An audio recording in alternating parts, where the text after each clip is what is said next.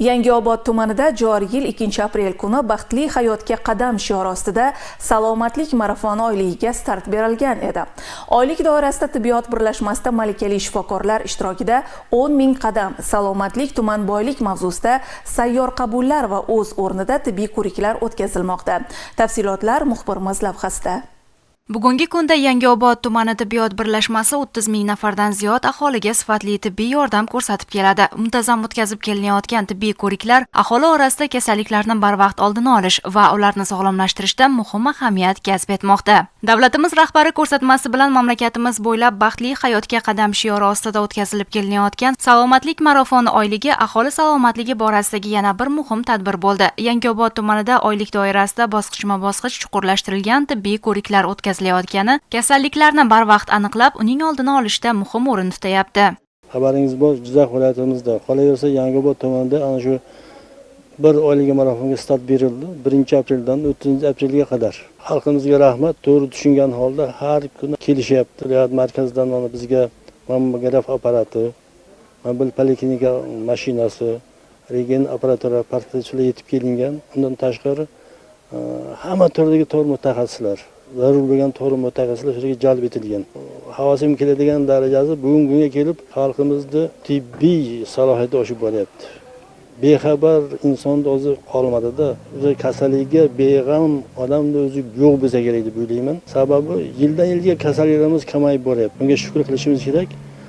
Shu bilan birga ayrim kasalliklarimizni oshganligi sezilib turibdi. Masalan, ayollarimiz o'rtasida onkologik kasallar, birinchi navbatda sut bezi saratoni, bachadon bo'yni saratoni kasalliklarining oshib borishi bizni tashvishga solyapti.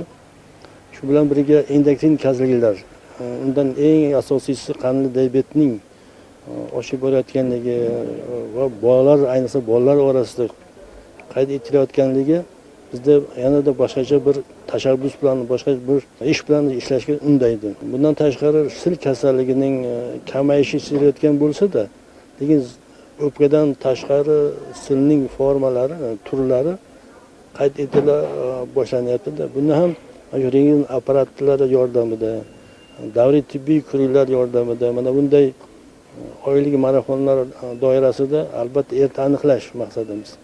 Qancha erta aniqlasak, kasallikning shuncha asoratlarini oldini olgan bo'lamiz. Salomatlik marafon oyligi tuman markazidagi ko'p tarmoqli markaziy poliklinika va 6 ta oilaviy shifokorlik punktida tashkil etib borilyapti. Ahamiyatlisi tibbiy ko'riklarga viloyat sog'liqni saqlash boshqarmasining malakali tibbiyot xodimlari ham jalb etilgan. O'rnatilgan zamonaviy tibbiy asbob-uskunalar bemorlarga aniq tashxis qo'yishda, tezkor choralar ko'rishda mutaxassislarga qo'l kelyapti. Ko'rik bo'lyapti ekan, shunga o'zimni tekshirtirgan keldim. Rahmat, hamma joylarga kirib, hamma joyga bepul tekshiruv bo'ldi. Prezidentimizga rahmat. Kundalik turmushda to'g'ri ovqatlanish salomatlik uchun dastlabki qadam. 1-aprelda start olgan salomatlik marafoni doirasida shifokorlar noto'g'ri ovqatlanishning salbiy oqibatlari, zararlari hamda to'g'ri ovqatlanishning foydasi haqida aholi bilan muloqotlar olib borishmoqda. Faqat bu oy emas, biz hamisha ularning xizmatida bo'lamiz. Asosiy e'tiborni aholini to'g'ri ovqatlanishiga qaratganmiz. Bunda ovqatlanish ratsioniga amal qilish, o'zlarini sog'lom turmush tarzini olib borishga jalb qilib kelyapmiz. Albatta, bu xalqimiz bundan to'g'ri foydalanishlariga ishonamiz va ularni sog'lom hayotga boshlamoqdamiz. Salomatlik oyligi doirasida Jizzax viloyat sog'liqni saqlash boshqarmasi, Yangiobod tumani tibbiyot birlashmasi hamkorligida tashkil etilgan sayyor qabullar aholi muammolarini joyida hal etishga xizmat qilmoqda. Zotan sog'lom elning ertasi yorug', maqsadlari ulug', kelajagi farovon bo'ladi.